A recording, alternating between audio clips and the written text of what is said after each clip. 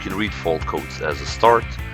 It's going to give you some freeze frame data, when it happened, is it still active or not, and you can do fault code troubleshooting, which is going to give you a step-by-step guide on how to fix the code.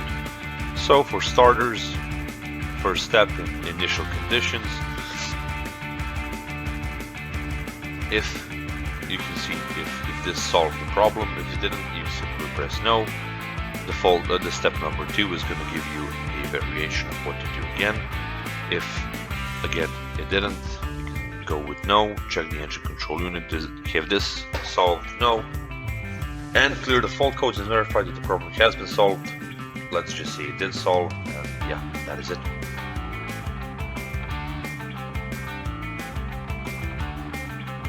You can do monitoring, live data. If you have sensors, we can detect them.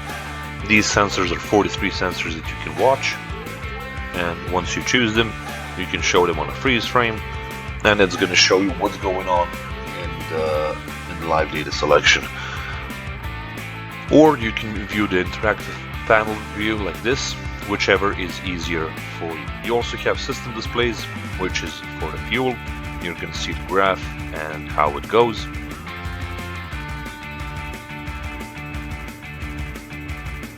System checks, cylinder cutouts. You can do a simple test. In this case, it's a 3-cylinder or 4. Initial conditions that must be met before you start. And once it's finished, you can just pick one of these cylinders to turn them on and off. And here it is. So press them off and on. In front of you, the engine is going to start shaking a little bit.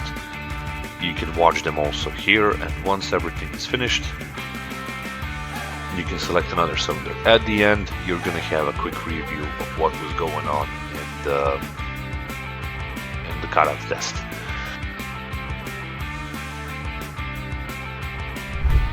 You also have maintenance data, fuel injection pump, and it's going to give you a calibration how to set it up. So that was a quick rundown of this model. If you have any questions, just get in touch with us here at Mechnician. You can reach us 888-64-2240 or www.mechnician.com. Thank you very much.